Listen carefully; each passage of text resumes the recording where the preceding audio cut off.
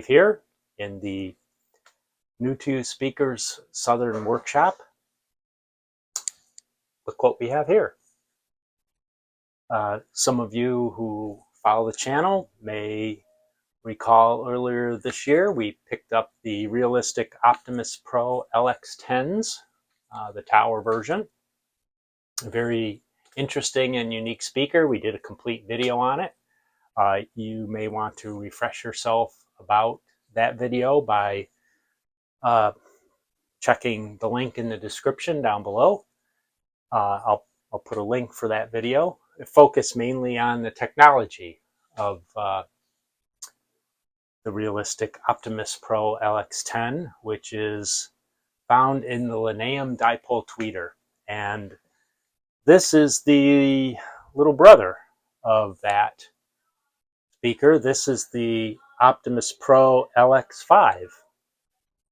The LX10 video, I think as far as getting the speakers back into 100% shape, all we did was recover the grills. These need a little bit more work, a little bit functional, but primarily cosmetic. We'll take a zoom in. We're not going to do the entire history of the Linaeum Di-pole tweeter. They use the same tweeter as the towers that we already did the video on. It's a slightly different model. This one, if you remember, it has this mesh grill over the top, and this one obviously has been sitting around in a garage or something. It's extremely dirty.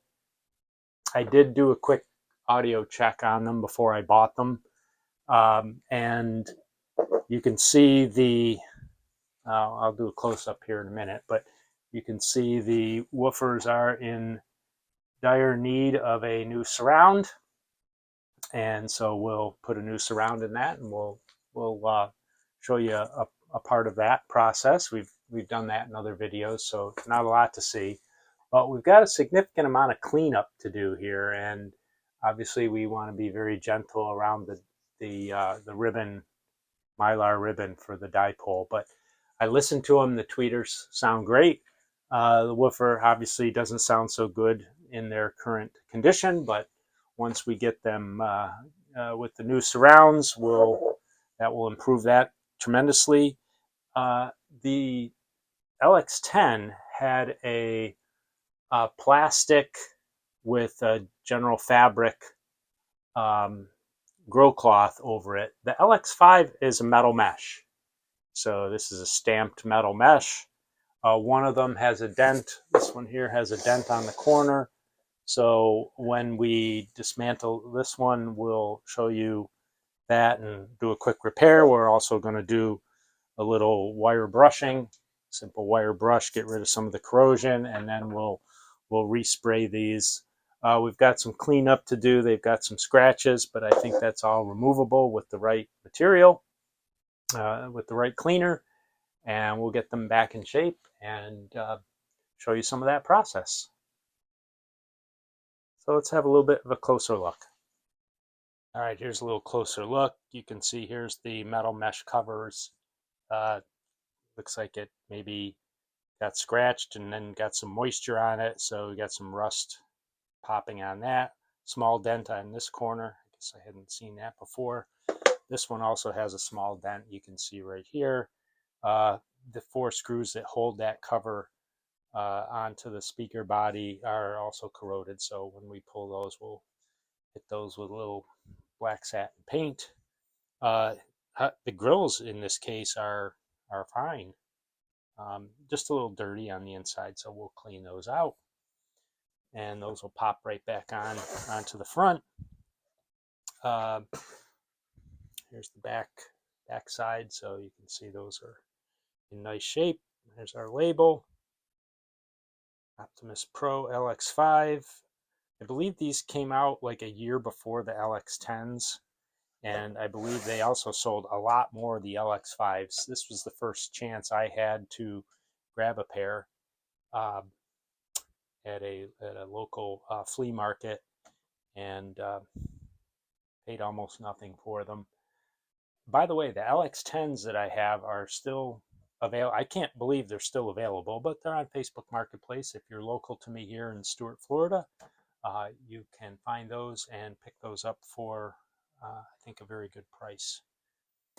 Here you can see the amount of dirt that we're talking about, right? Because they sit open to the top-down grill, it's easy to collect a lot of dirt on here. Got some corrosion on the bodies of the screws, so this will clean up. We just have to be gentle and delicate around the dipole ribbon here.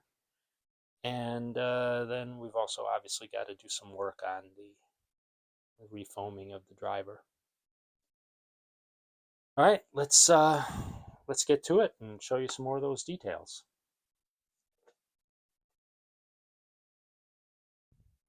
All right, it's a fairly straightforward process. We've got the 4 screws at the top.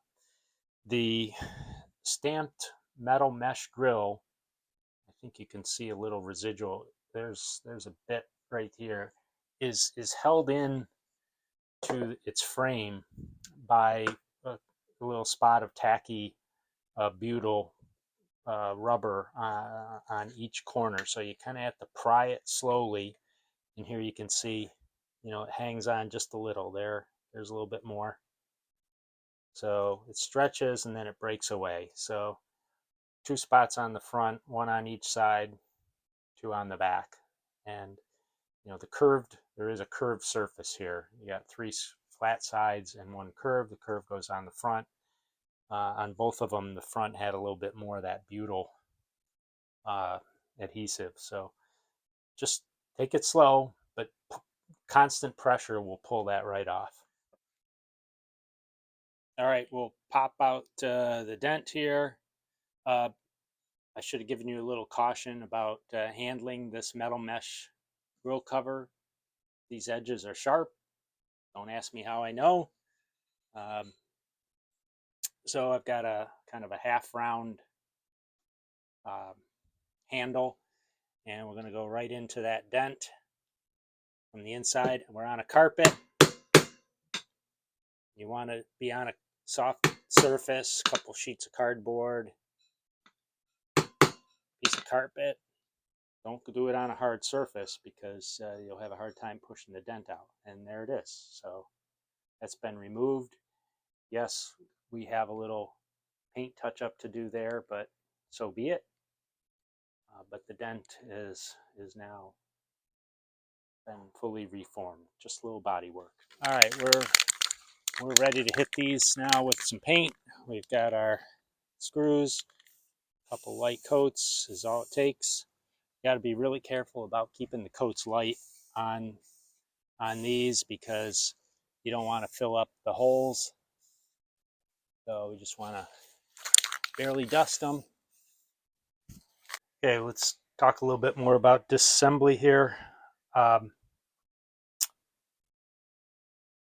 think we're going to end up painting the case. I see a couple places where the paint is scratched all the way through to the raw aluminum. This is an aluminum box, by the way, and fairly unique from a speaker manufacturing viewpoint, but it really helps keep the rigidity, stiffness, keeps it up there.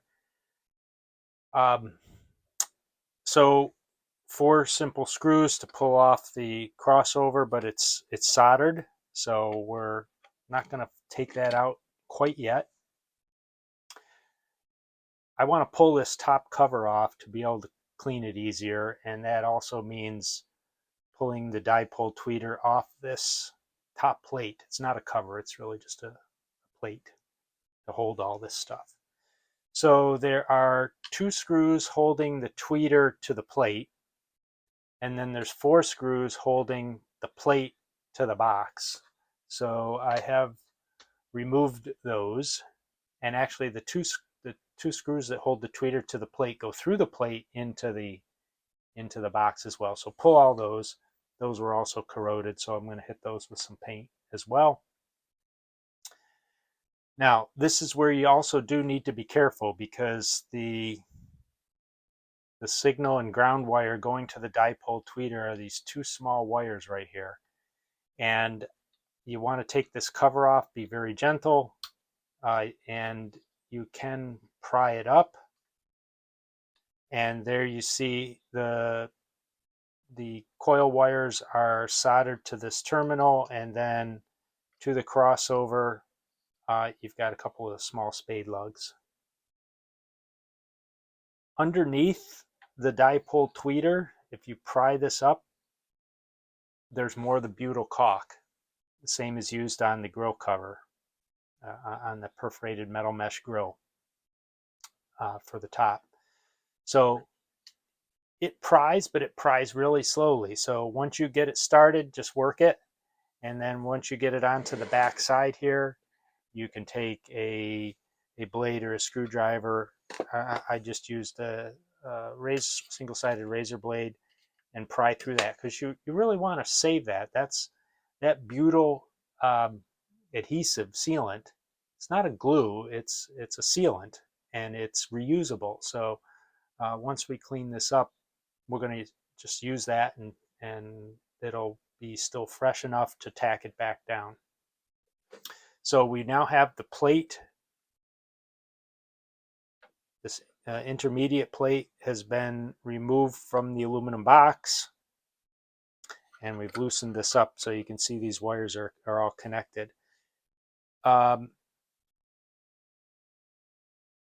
tried prying these off, but I want to be really gentle with it, and so I think I'm not gonna take them off at this point. I'll just do the cleaning with all this. This just gives me the kind of flexibility I need to move things around and position them a little better without risking doing any damage to the tweeter, because once this tweeter's ruined, you're done. The next step here is the baffle. So we need to get access to the driver, we need to take the baffle plate off of the box case.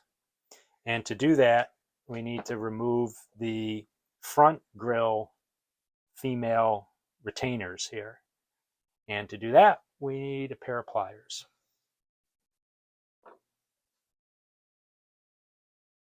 So these are rubber. You want to grab them.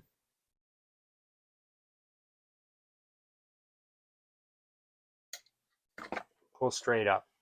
So your standard type of retainer. We've removed the 4 grommets.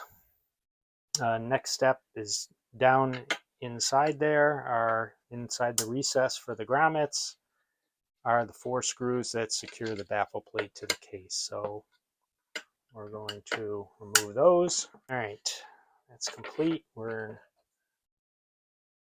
now going to pull the terminals off.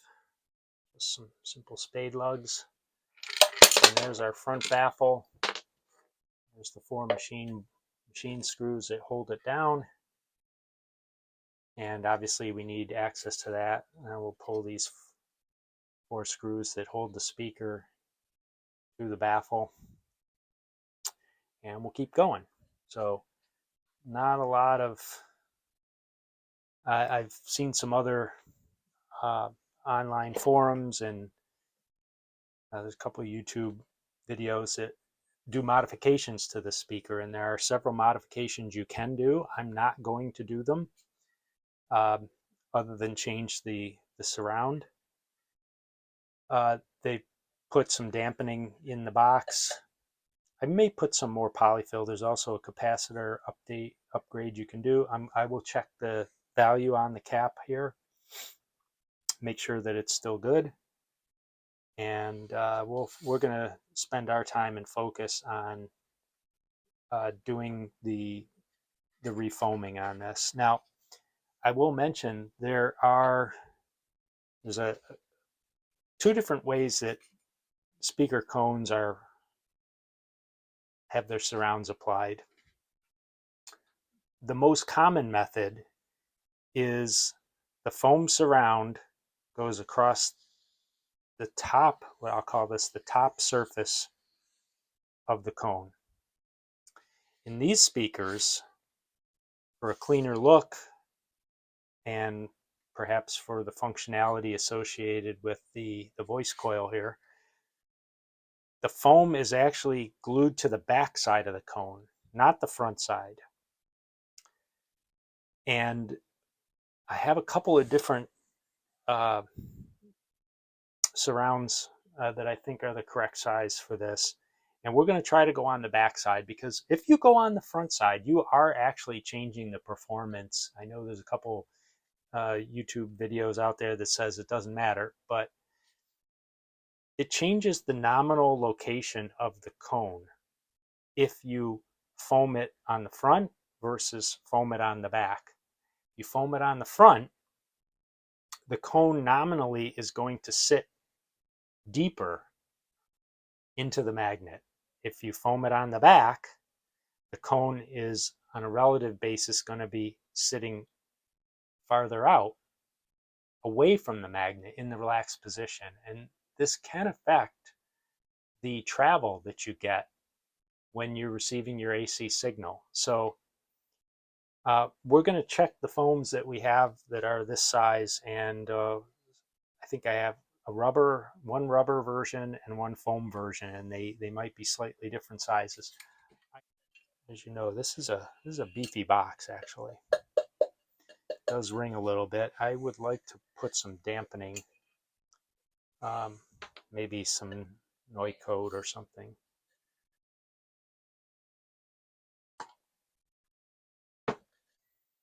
All right, we've done some more cleanup on the foam, the residual original foam on the cone, and I don't think we're going to be able to make it work on the backside with this surround.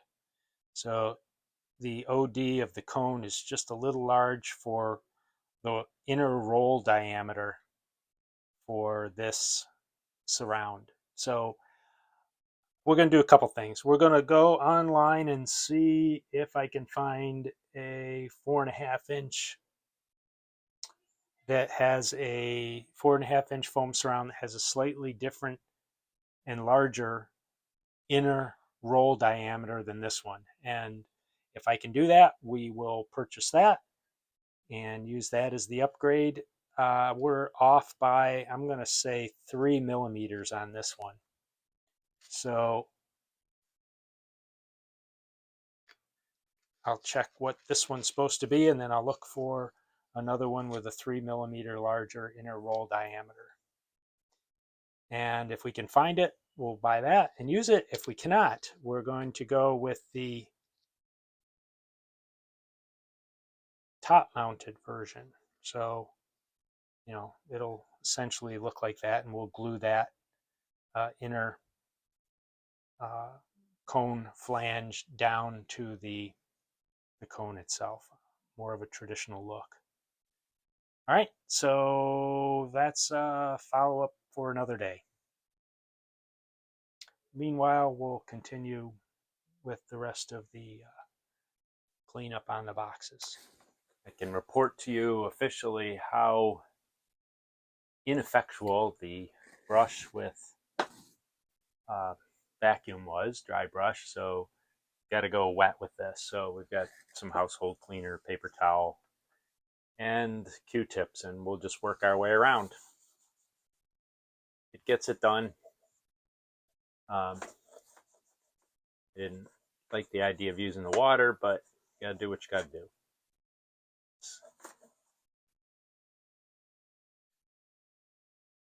It is time for an update on where we are with our surrounds.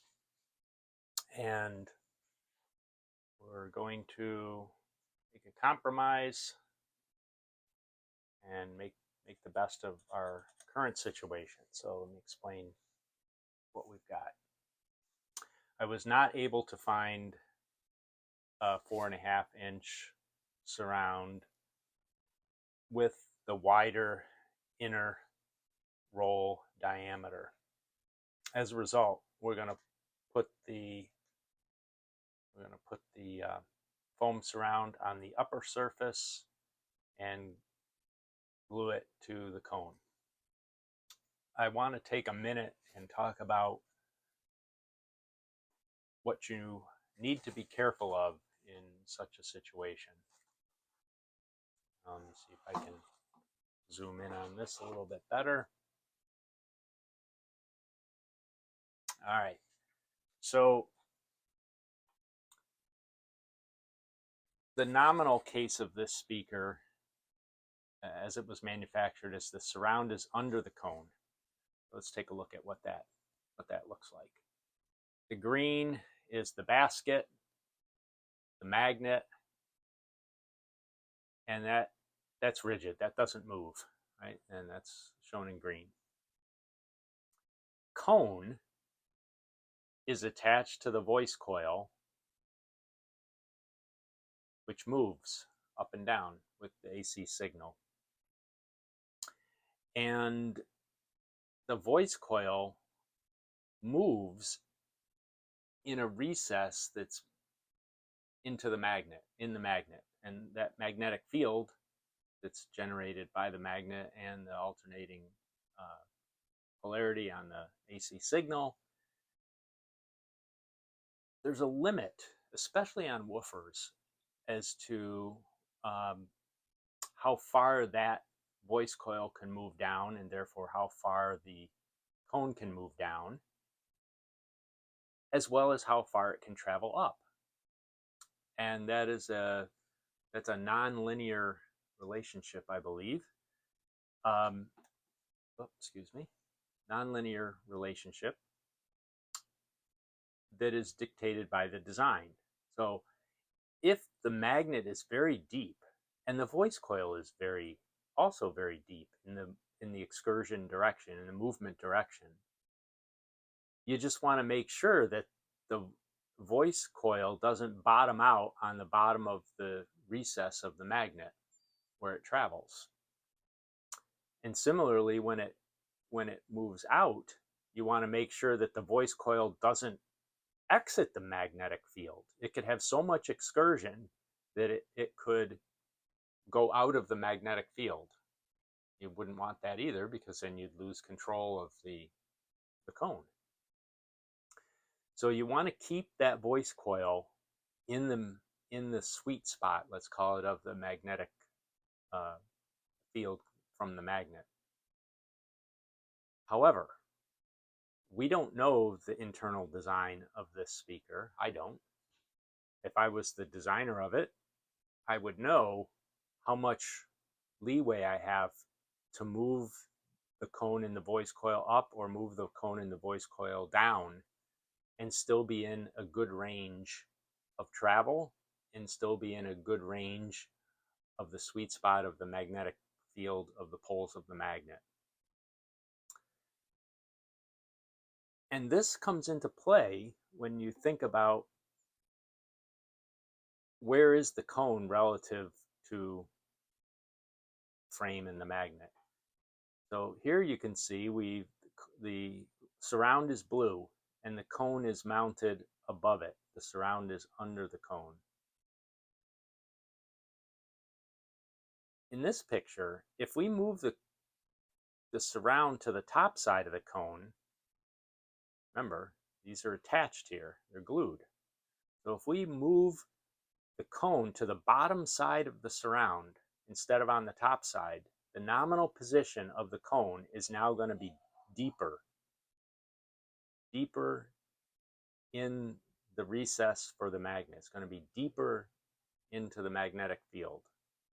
It's not where it was here. It's going to be lower by the thickness of the foam. So will it matter on this speaker? I don't know. We don't have the original drawings to know how much tolerance there is to do it differently. So what we're going to do in this case is we're going to insert a shim between the basket and the foam. We're going to glue a shim in here to essentially put some extra thickness in here and raise up the cone closer to where its nominal position was in this version. And so here's the shim we're going to use. It's approximately the thickness of foam. So we're going to glue this to the basket first, and then when we do our final gluing of the foam surround will be glued to the upper surface of this shim. And that will essentially raise the foam and also raise the cone. And you might think, well, it's just a small amount, it really doesn't matter. It may not. It may not matter on this speaker. And until you've done one like this, where it did matter, you wouldn't understand how critical this might be. I have an EPI TE100, I believe it was, and that's another example where the most speakers are manufactured like this, but there are a few out there where the surround is under the cone. And the EPI TE100 is another example. If you put the surround over the cone in that speaker, you will have a problem.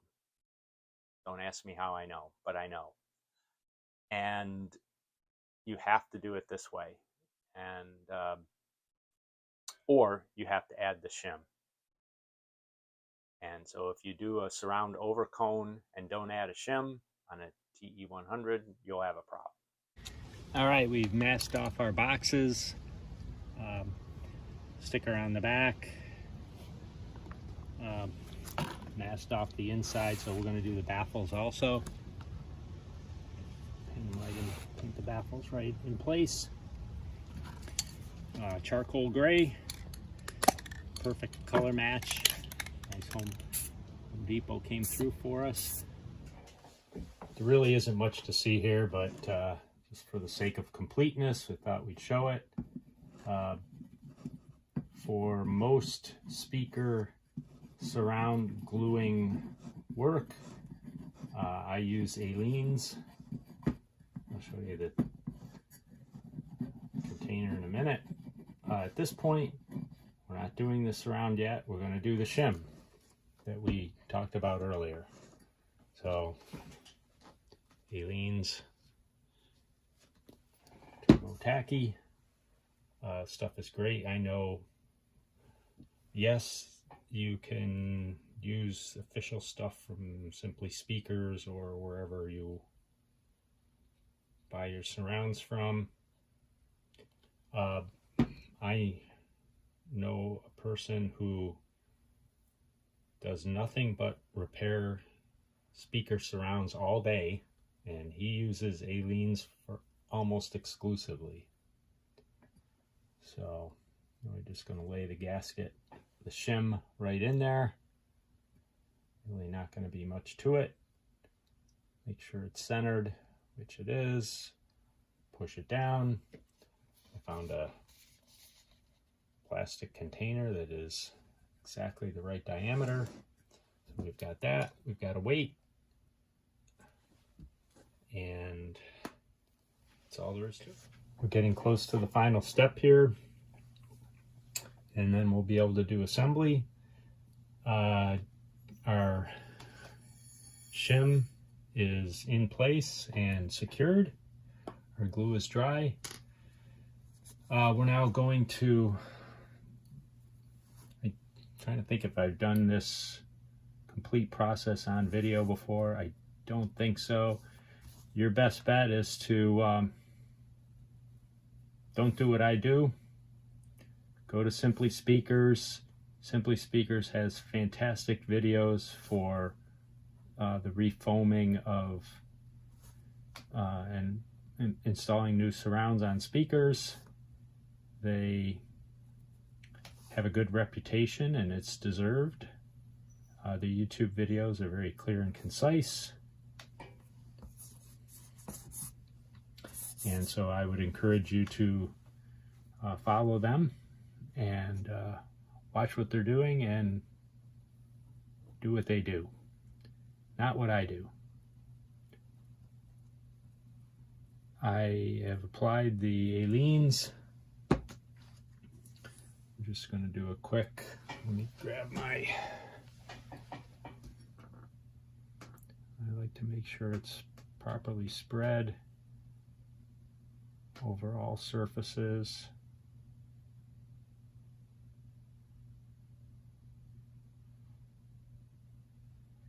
There are some times when it's better to apply the glue to the cone. There are other times when it's better to apply the glue to the surround.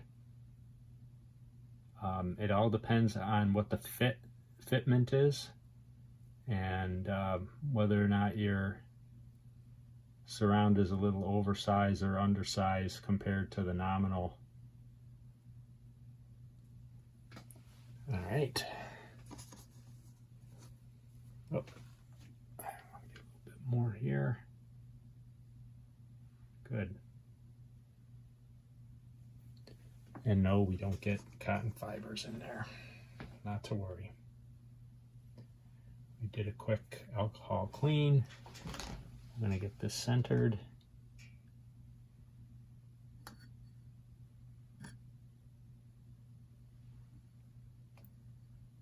The gluing of the outer flange of the surround is the key process. The inner is not as critical, and it's important to do the inner first in most cases, 95+%.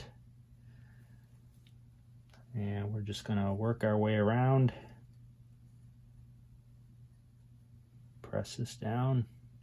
Make sure it's where you want it.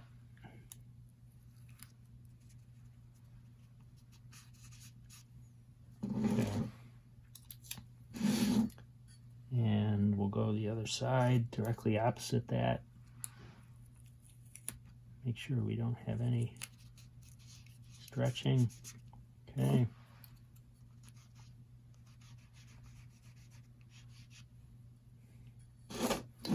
So our tape is secured to both the angled flange of the surround and the cone. It's going to hold it down.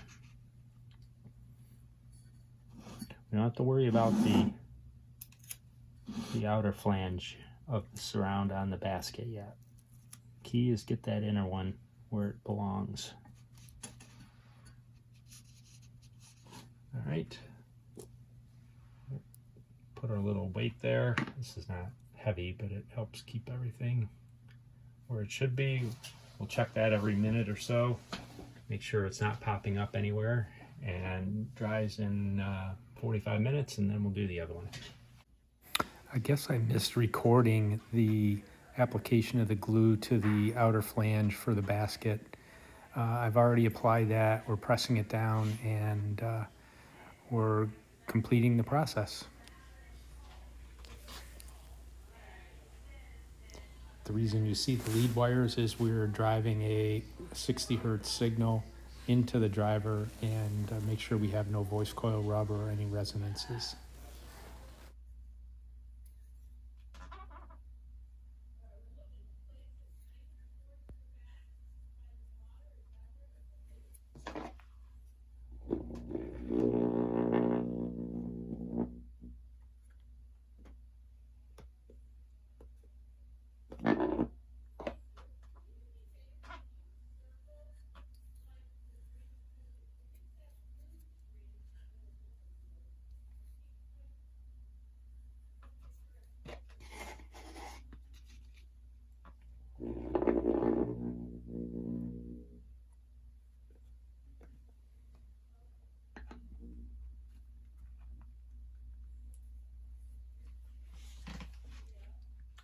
It is now time for final assembly.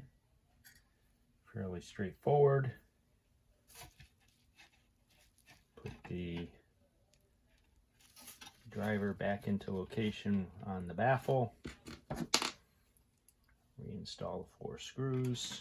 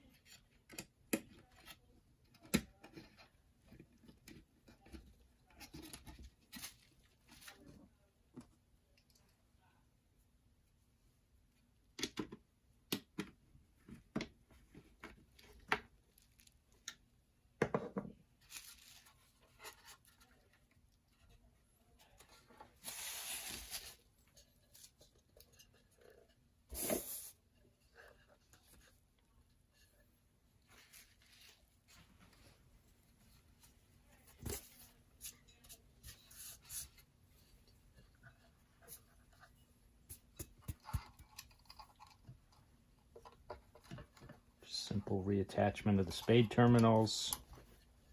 I'm going to try to get some more polyfill put in here. I've heard that additional polyfill is helpful on these according to some forums. All right, our baffle's on. We'll just drop the 4 screws in. Secure those. We'll insert the retaining grommets for the front grille.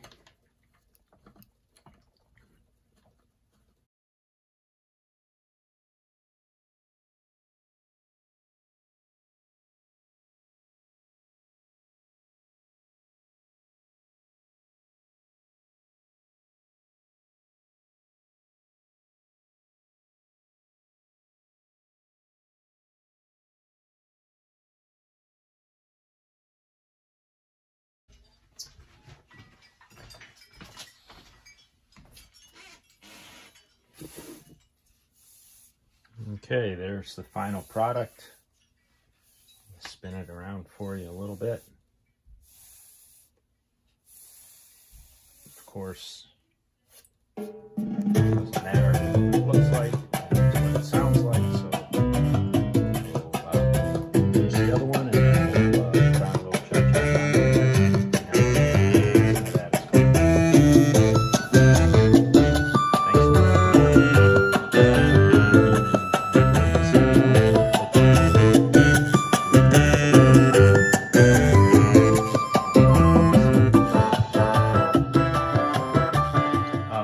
hopefully you learned a little something from watching this video.